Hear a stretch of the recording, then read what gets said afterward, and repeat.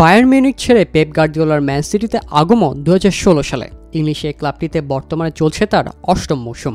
আর এই মৌসুমে তিনি ছুঁলেন আরও একটি রেকর্ড। নটিংহাম ফরেস্টের বিপক্ষে ম্যাচের মাধ্যমে ইংলিশ প্রিমিয়ার লিগে ম্যান সিটির কোচ হিসেবে গার্দিওলার ডাগ আউট সামলালেন 300 ম্যাচ। এক ক্লাবের কোচ হিসেবে প্রিমিয়ার লিগে 300 ম্যাচে ডাগ আউটে দাঁড়ানোর তালিকায় পঞ্চম স্থানে এই স্প্যানিশ কোচ।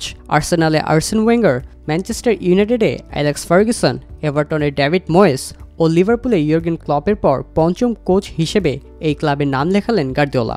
ম্যাচ সামলানোর পরিসংখ্যান হিসেবে এসব কোচদের থেকে অনেক পিছিয়ে রয়েছেন গার্দিওলা। তবে পরিসংখ্যানটি যদি হয় প্রথম 300 ম্যাচে কোন কোচের জয় সংখ্যা সবচেয়ে বেশি, সেখানে সেরাদের কাতারে তিনি।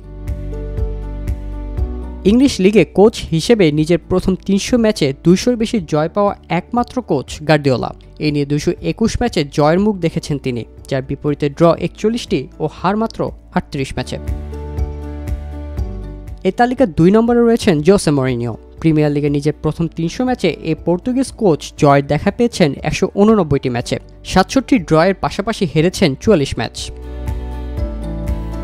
নিজের প্রথম 300 ম্যাচে 188 জয় নিয়ে এই তালিকার তৃতীয় স্থানে আছে লিভারপুল বস ইয়র্গেন ক্লপ। এই পথে 69 ড্রয়ের পাশাপাশি 43 ম্যাচে হেরেছেন জার্মানের কোচ। 183 ম্যাচ জিতে এই তালিকার চতুর্থ স্থানে আছেন ইউনাইটেডের কিংবদন্তি কোচ ফার্গুসন। 78 ড্রয়ের পাশাপাশি 39 ম্যাচে হেরেছেন স্কটিশ।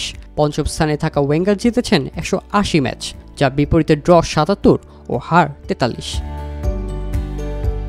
ফার্গুসন, মরিনিও, ওয়েঙ্গার ও ক্লপের মতো কোচেরা গার্দিওলার চেয়ে পিছিয়ে রয়েছেন গোল পাওয়ার দিক দিয়েও। এই 4 কোচের কেউই প্রিমিয়ার লিগে তাদের প্রথম 300 ম্যাচে গার্দিওলার মতো এত গোল পাননি। প্রথম 300 ম্যাচে গার্দিওলার দল ম্যান সিটি গোল করেছে 741টি, যেখানে ক্লপ 637, ফার্গুসন 579, ওয়েঙ্গার 561 ও মরিনিও দেখা পেয়েছেন 519 গোলের।